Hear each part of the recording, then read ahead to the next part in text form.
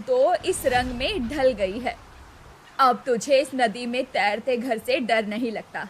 कितने आराम से खाना बना रही है तू। अरे माँ जी, डर कैसा, अब तो मुझे यहाँ की आदत सी हो गई है। आज मैंने हम सबके लिए गर्मा गर्म मछलियाँ भूनी है। चलो बढ़िया है, आज तो साग नहीं खाना पड़ेगा, गर्मा गर्म करारी मछली खाएंगे। वैसे भी आज का मौसम बहुत ठंडा है। बहू सबको भुनी हुई गर्मा गर्म मछली रोटी परोसती है। सब लोग संतोष से खाते हैं। किसी ने ठीक ही कहावत कही है शारदा, बहुएं लक्ष्मी का रूप होती हैं। आज अगर बहू नहीं होती तो ना जाने हम गरीब ससुराल वाले कहाँ भटक रहे होते। बहू की सूझबूझ से ही हमारा नदी पर सरोवर बना है। तभी एकदम से नदी पर तेज तेज लहरें उठती हैं, मानो अभी उन गरीबों को डुबो देगी। ऐसी भी क्या परिस्थिति रही होगी इस गरीब परिवार की, जो ये परिवार महासागर जैसे दिखाई देने वाली नदी के बीचों बीच बसे हुए थे। जहां टूटे फूटे कच्चे मकान के अंदर मनोहर का परिवार दुख भरी रोटी खाने बैठे ही थे कि एक तरफ चूल्हे का धुआं सहते हुए कविता फटी साड़ी का घूंघट ताने रोटियां बना रही थी। बाबूजी, एक और रोटी थाली में डालूं क्या? मनोहर को रोटी खाने की इच्छा तो थी, लेकिन घर में सीमित थोड़े राशन के चलते वो इनकार कर देता है। नहीं नहीं बहू, मेरा तो पेट एकदम भर गया, अब निवाला भी नहीं खाया जाएगा।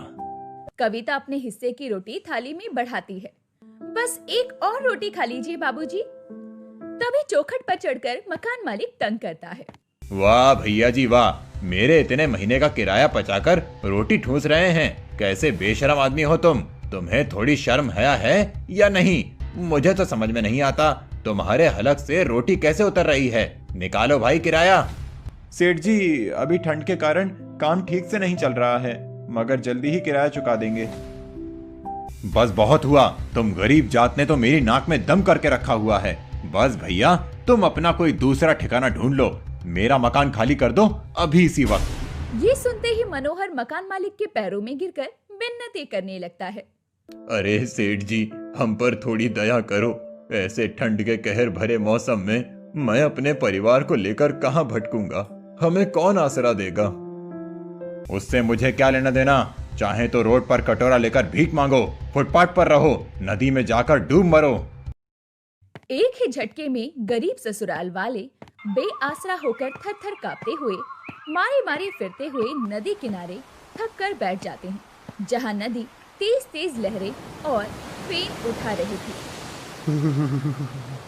हे भगवान, इस नदी के तट पर कितनी ठंड है। ये बर्फीली हवाएं हड्डियों में चुभ रही हैं। कभी सोचा नहीं था कि ईश्वर इस कदर भटकाएगा। मुझे तो थोड़ी देर में ही थरथराहट हो रही है। भाभी, भैया, माँ, पिताजी, चलिए यहाँ से। मगर हम यहाँ से भी आखिर कहाँ जाएंगे? तभी नदी की लहरों के बीचों बीच में कविता को एक सूखी सतह नजर आती है। वो देखिए सब लोग, नदी के बीचों बीच सूखी जमीन है।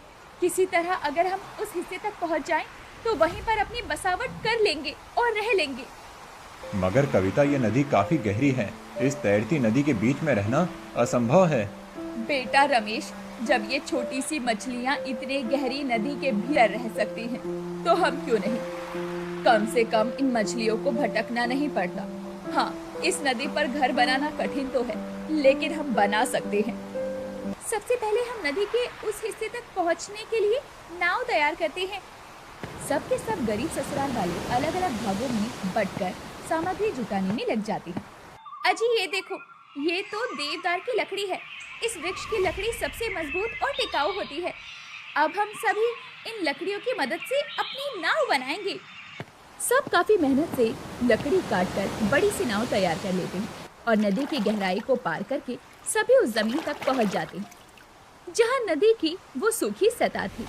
चारों तरफ रेत में चमकीले चमकीले पत्थर, कटीले कैक्टस, झाड़ियां और दो बड़े बड़े पेड़ लगे हुए थे, जो कि नारियल पानी के फल से भरे हुए थे। भाभी देखो, यहाँ कितने सारे नारियल के पेड़ हैं। इसका मतलब नदी की ये जगह खेती बाड़ी करने के लिए काफी उपजाऊ है। यहाँ पर खेती भी कर सकते हैं। देखो, ये जमीन अंदर से गीली दलदली है। यहाँ खेती फलेगी। बहू, खेती बाड़ी की तो बाद में सोचेंगे, पहले रहने का इंतजाम करो। हम इस जमीन पर तो नहीं रह सकते ना, हमें यहाँ घर बनाना होगा। मगर इस तैरती नदी पर घर कैसे टिकाएंगे? ऊपर से यहाँ पर घर बनाने का कोई साधन भी नहीं है कविता। अजी, सब कुछ थाली में परोस कर थोड़ी ना मिल जाता है। जिस तरह हम लोगों ने लकड़ी से नाव बनाई थी, वैसे ही हम सभी इस नदी की दलदली मिट्टी से घर बनाएंगे। और आप और पिताजी नदी के पार से लकड़ियाँ ले आइए। और भाभी देखो, इस रेत में कितने चमकीले पत्थर भी मौजूद हैं। इनसे हम अपने घर की सजावट करेंगे। कविता कपकपाते हुए घर बनाने के लिए मिट्टी इकट्ठा करती है। वहीं सास नदी के बीच में से रेत और पत्थर निकालती है। तब तक ससुर और पति लकड़ियां ले आते हैं। सबसे पहले हमें मजबूत नींव बनानी होगी ताकि नदी की तूफानी लहरें हमारा घर न डुबा सकें, क्योंकि यहाँ जान का डर है।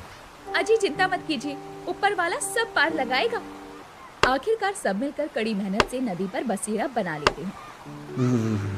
शुक्र है सांझ ढलने से पहले घर भी तैयार हो जाए।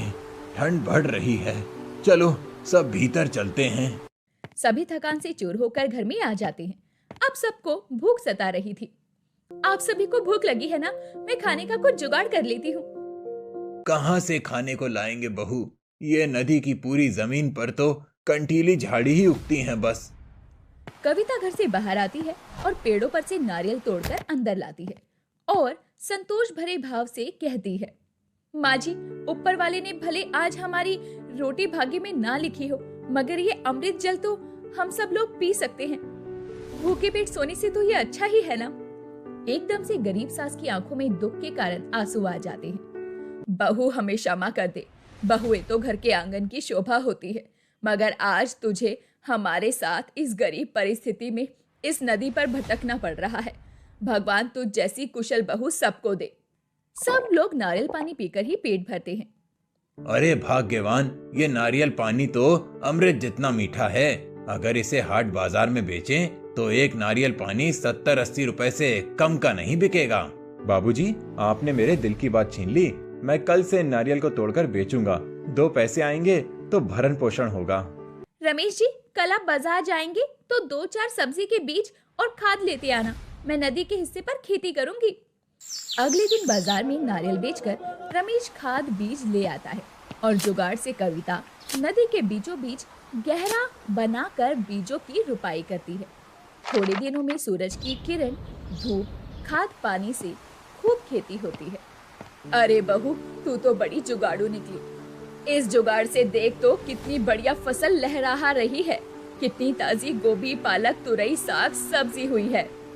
भाभी, आपकी नदी की ताजी ताजी सब्जी की खेती तो बाजार में ग्राहक मुंह मांगे दाम पर खरीदने में भी खुशी पाएंगे। तुम्हारे मुंह में घी शक्कर। ननद जी, तब तो मेहनत सफल हो जाएगी। गरीब बहू जमीन पर उगाई ताजी सब्जियों को टोकरी में सजाती है और नाव के सहारे सब्जी बाजार में लेकर जाती है। ताजी ताजी सब्जियां ले लो, नदी किनारे उगी हुई बढ़िया किफायती सब्जी ले लो। लाल लाल रसीले टमाटर, हरी भरी पत्ता गोभी, सेब फली, साग ले लो। अरे वाह, तुम्हारी सब्जियां तो बड़ी ताजा और चमकदार हैं। ऐसी ताजा सब्जियां देखे हुए तो जमाना हो गया है। अरे जरा 1 किलो पत्ता गोभी, 2 किलो टमाटर तोल दो। जी अभी दे देती हूँ, ये लीजिए। उस महिला के बाद बाजार के सभी लोग गरीब बहू के पास भीड़ लगा लेते हैं और खूब सब्जियां खरीदते हैं। देखो ननद जी, हमारी नदी वाली खेत की सारी सब्जी भाव के भाव बिक गई और कितना लाभ हुआ है। आज तो पेट भरकर खाना खाएंगे। भाभी देखिए ना, वहाँ कितनी बढ़िया मछली बिक रही है, खरीद लेते हैं। ठंड के मौसम में गर्मा गर्म मछलियाँ खाना अच्छा लगता है।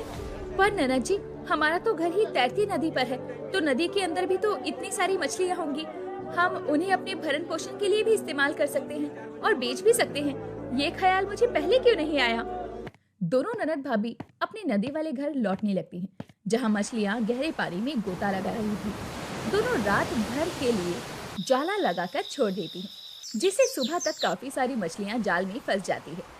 भाभी ये देखो, हमारे जाल में कितनी मछलियाँ फंसी है। जाल भी फटने को